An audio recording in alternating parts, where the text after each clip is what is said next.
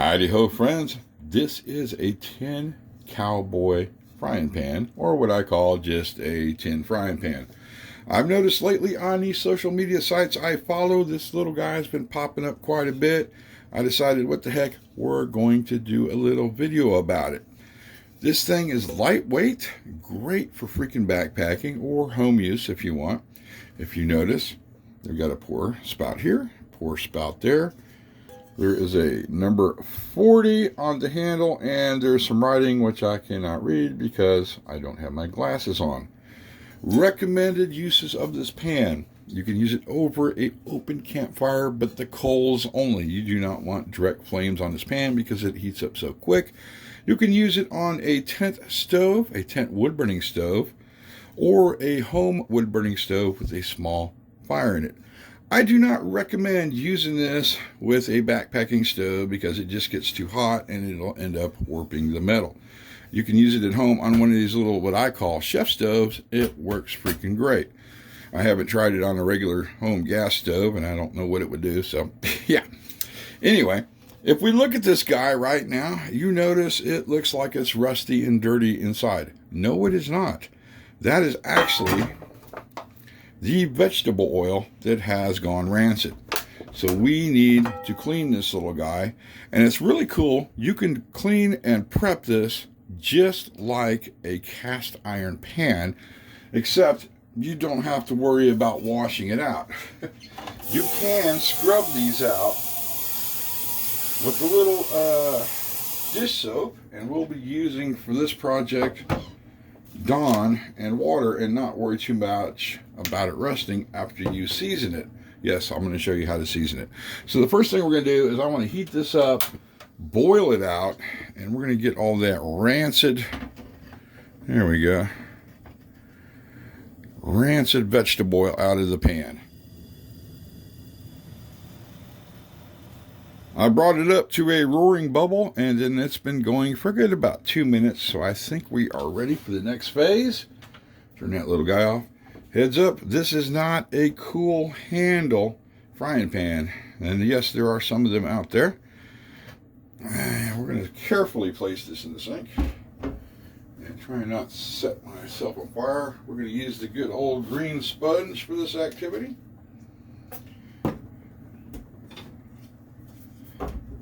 Ooh, it handle a little warm. And we're going to scrub this little guy out.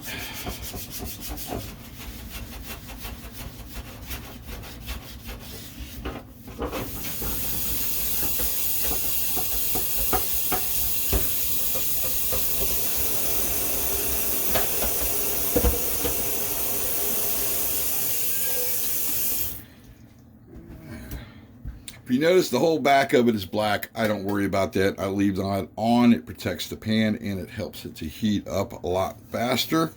But the inside now, I am satisfied, is nice and clean. The next thing we're going to do, and this is kind of what you do with a cast iron pan, is we are going to heat this little guy up and dry it out. Now we're going to keep an eye on it because you do not want to run any kind of frying pan or anything without something on the inside to absorb the heat, because if you do it too long, the pan is going to pop and start to discolor. You see how it's starting to get all nice and shiny on the inside. It's drying out, and in the process, the heat is opening the pores up to the pan. We're going to go ahead and turn that off for a minute.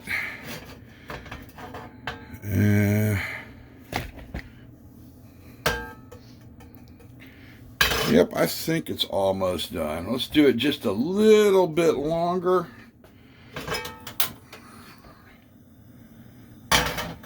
There we go.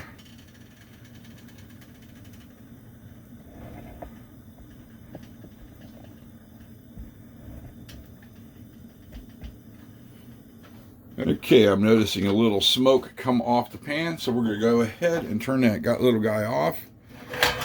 And if you can see, it's nice and shiny on the inside, and you can kind of, I don't know if you can see it on the cameras, but the pores of the pan has started to open up. Now, we are going to let this little guy cool down a bit. No, we're not going to put it in the water. That would be a big mistake. It would go a kabooey.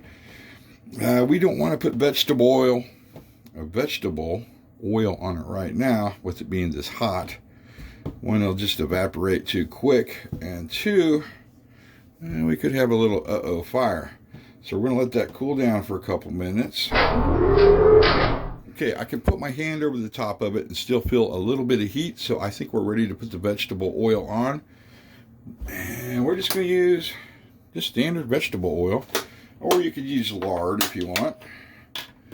We're not 100% going to pour it on the inside. I'm going to take this here little paper towel, put a little on, drip it on the inside, and we're not getting any smoke off of it. That is awesome. I'm going to hit it once.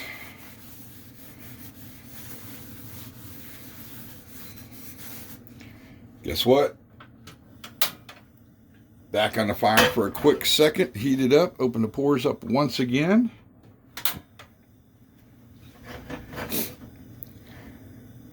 And if you kind of watch it, you see the oil start to soak in like that and dry up.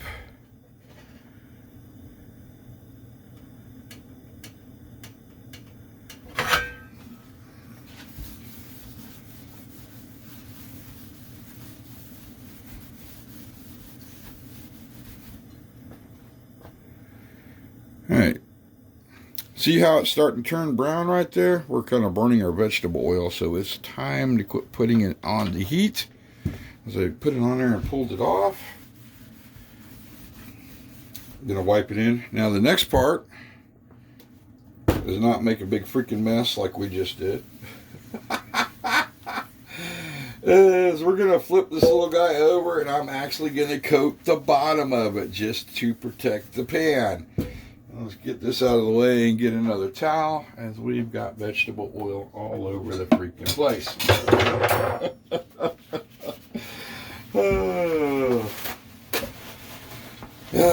Alright, we're going to wipe off the extra vegetable oil.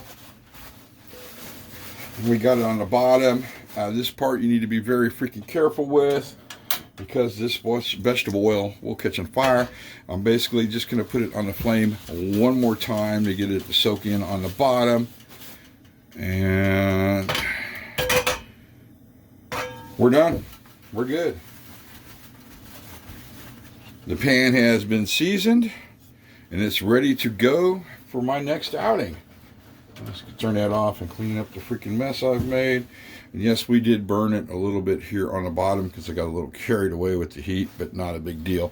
Another thing I do recommend, when you use this pan out in the woods, boil water in it first.